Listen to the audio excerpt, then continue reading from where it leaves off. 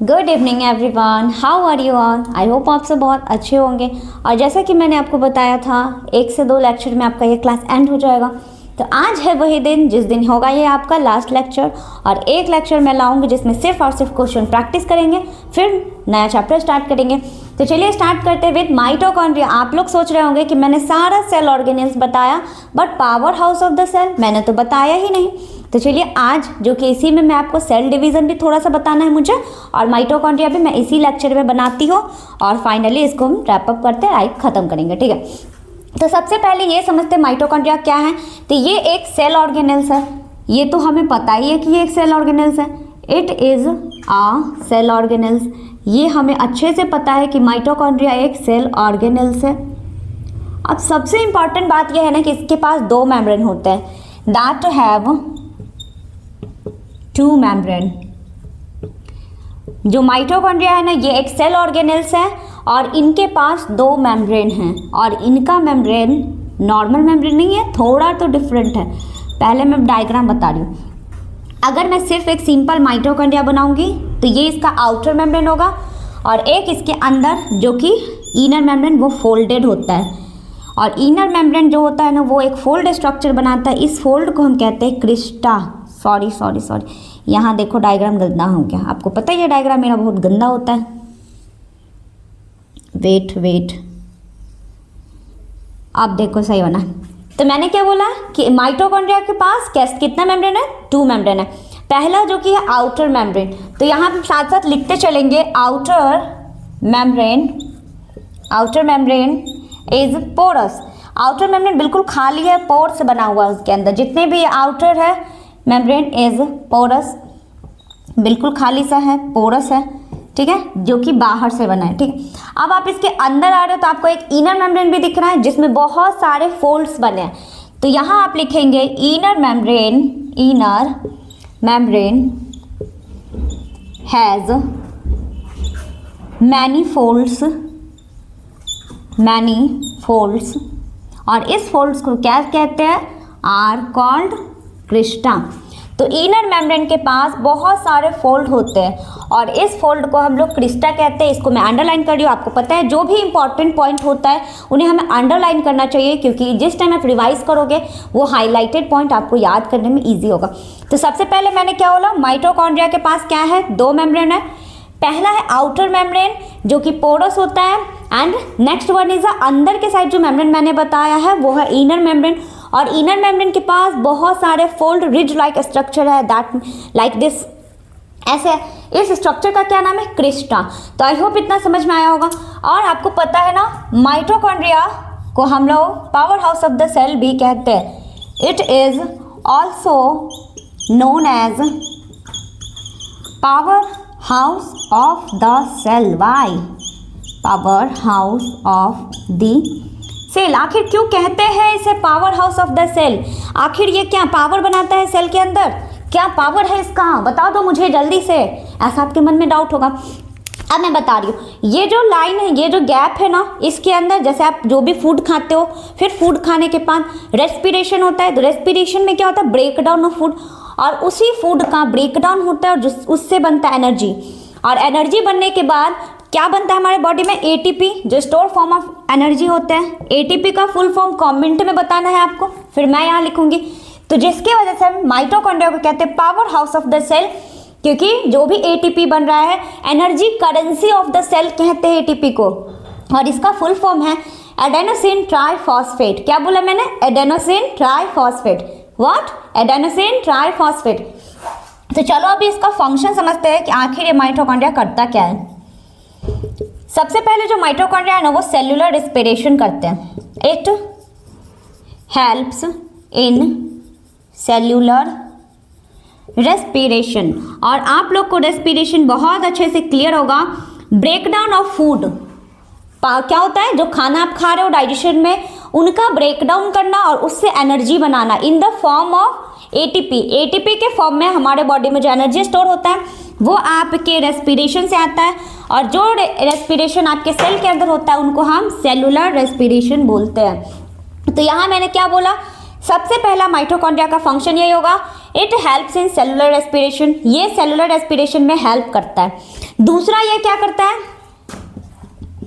It also help to maintain energy of the cell, और जो कि एटीपी है, यहाँ मैं एटीपी को बता रही हूँ। एटीपी का फुल फॉर्म लिखना एडिनोसिन ट्राई फॉस्फेट, और इसको कहते हैं एटीपी, एटीपी को कहते हैं energy currency of the cell, energy currency of the cell. तो अगर आपसे पूछा जाए energy currency of the cell किसको कहते हैं, तो एटीपी को। एटीपी का फुल फॉर्म एडेनोसिन ट्राइफॉस्फेट, और यहाँ पे मैंने दो फंक्शन लिखा है। पहला है ये सेलुलर रेस्पिरेशन में हेल्प करते हैं, दूसरा जो भी एनर्जी इनके अंदर बन रहा है, जैसे कि हमारे अंदर जो होता है वो 38 एटीपी बनाता है, तो उस एटीपी को एनर्जी को मेंटेन करके रखना है सेल में, जिससे सारे सेलुलर फंक्शन हो पाए ईजिली। आपको पता है ना, माइटोकॉन्ड्रिया एनर्जी प्रोड्यूस करते हैं, एनर्जी बनाते हैं, और उसी एनर्जी से हमारे बॉडी के अंदर, आपको बता दें अगर मेरे बॉडी में एनर्जी होगा तो हमारे बॉडी का हर एक पार्ट प्रॉपर तरीके से फंक्शन कर पाएगा। तो जितने भी एक्टिविटी हो रहा है, कैसे हो रहा है, क्योंकि एनर्जी आपकी बॉडी में है, उससे वो सारा काम कर पा रहा है। तो पहले हम डाइजेशन में खाना खाते हैं, रेस्पिरेशन में उस खाना से क्या करते हैं, एनर्जी बनाते हैं, और वही एनर्जी आपके माइटोकॉन्ड्रिया जो कि सेल के अंदर एक सेल ऑर्गेनेल्स होता है, और फाइनली वो एटीपी को स्टोर करता है, जिससे आप बहुत सारे फंक्शन कर पाते हैं। लाइक हमारे बॉडी में हर दिन डाइजेशन हो रहा है, रेस्पिरेशन हो रहा है, हर हमेशा काम करता है प्रॉपर 24/7। तो ये सब कुछ कैसे हो रहा है, एटीपी की वजह से। एनर्जी होगा तभी आप कुछ कर पाएंगे। तो अभी मैंने आपको आज का टॉपिक मैंने बताया है power house of the cell and energy. तो फटाफट इसे नोट डाउन करिए, फिर पढ़ते हैं सेल डिवीजन। चलो जल्दी जल्दी नोट करो।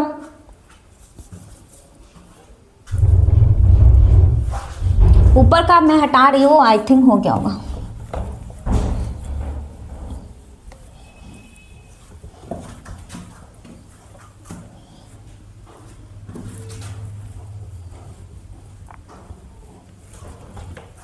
तो चलो अब लिखना है, क्या टॉपिक है नेक्स्ट, सेल डिवीजन।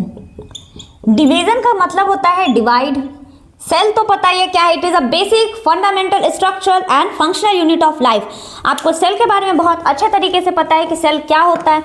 अभी हमने सेल को जानना नहीं है, बस सेल को डिवाइड करना है। अभी मैं आपको ना थोड़ा सा इंक डालते हैं, तब तक आपको हम बता रहे हैं कि अब यहाँ ना सेल डिवीजन हम लोग को पढ़ना है। ये एक ऐसा प्रोसेस है ना जिसमें सेल डिवाइड करता है, मतलब पेरेंट सेल डिवाइड करता है और डॉटर सेल बनाते हैं।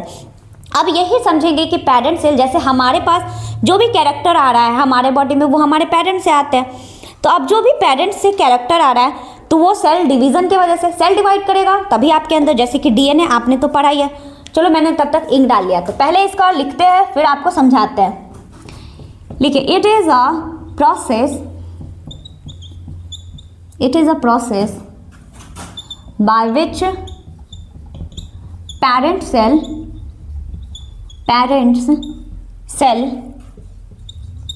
is divided into two or more daughter cell। अब आप सोचो कि पापा का सेल डिवाइड करता है, I mean बेटी के सेल में, व्हाट इज दिस। अब देखो, इसे डॉटर सेल बोला जाता है, उसके पीछे अपना कोई जनरल रीजन नहीं है, बस ऐसे ही डॉटर सेल बोला गया। बट यहाँ देखो, ये क्या है, ये एक ऐसा प्रोसेस है जिसमें पेरेंट सेल डिवाइड करते हैं, दो या दो से ज्यादा डॉटर सेल बनाते हैं। सिंपल टर्म में समझते हैं, ये एक सेल है, तो सेल डिवीजन के टाइम में डिवाइड करेगा, दो सेल बनाएगा, या दो के बदले चार भी बना सकता है। तो अभी हम लोग उसके टाइप भी पढ़ेंगे। तो क्या हो रहा है यहाँ पे, सेल डिवीजन क्या है, एक ऐसा प्रोसेस है जिसमें एक सेल डिवाइड करके या तो दो बनाएगा या दो से ज्यादा नंबर ऑफ डॉटर सेल बना सकते हैं। मतलब एक सेल डिवाइड करके दो भी बना सकते हैं, एक सेल डिवाइड करके चार भी बना सकते हैं। तो सेल डिवीजन हमें पढ़ना है टू टाइप का। पहला होगा माइटोसिस, दूसरा होगा मियोसिस।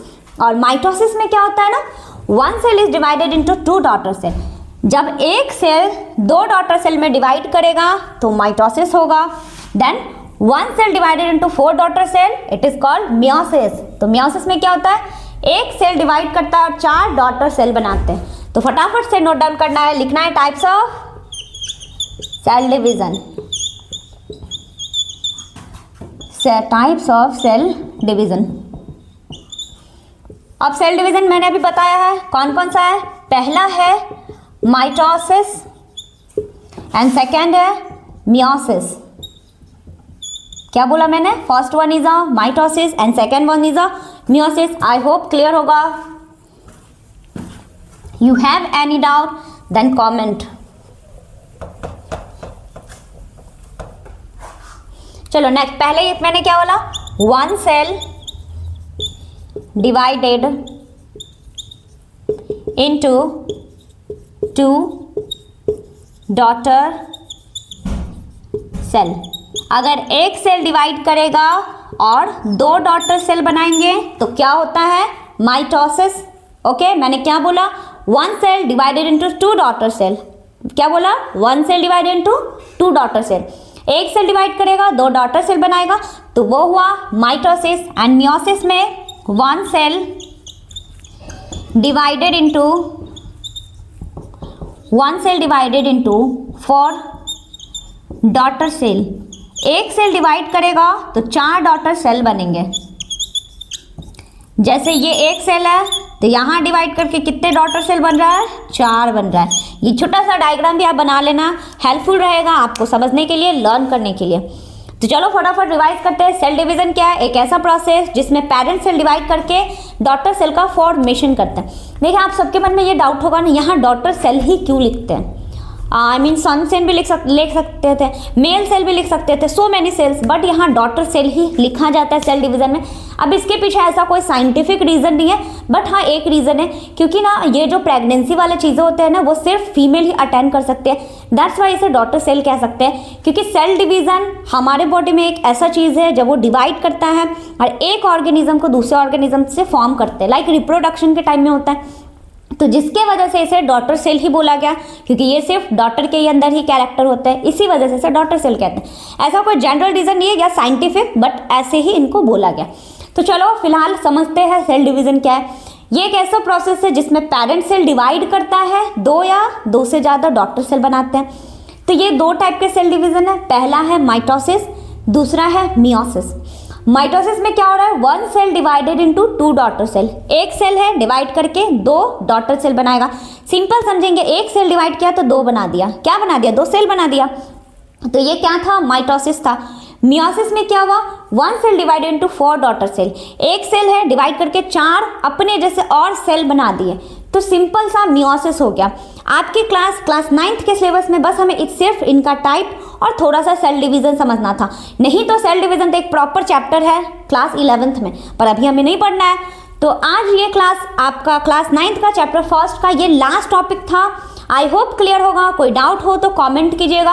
एक क्लास लेके आऊँगी मैं क्वेश्चन के साथ, जितना क्वेश्चन हो पाएगा उसमें उसी में करवाएंगे। वैसे तो क्वेश्चन तो बहुत है, बट हमें आपको एनसीईआरटी प्रैक्टिस करना है, एफ चांद प्रैक्टिस करना है और उनका क्वेश्चन लगाना है। वो आपके लिए हेल्पफुल होगा, क्योंकि आपको पता है 1 फरवरी से मैं क्लास 10th का स्टार्ट करने वाली हूँ। उससे पहले मैं टिश्यू आपका करना है। तो चलिए आज का क्लास वॉच कीजिएगा, कीप वॉचिंग। अगर कोई डाउट हो तो कमेंट कीजिएगा।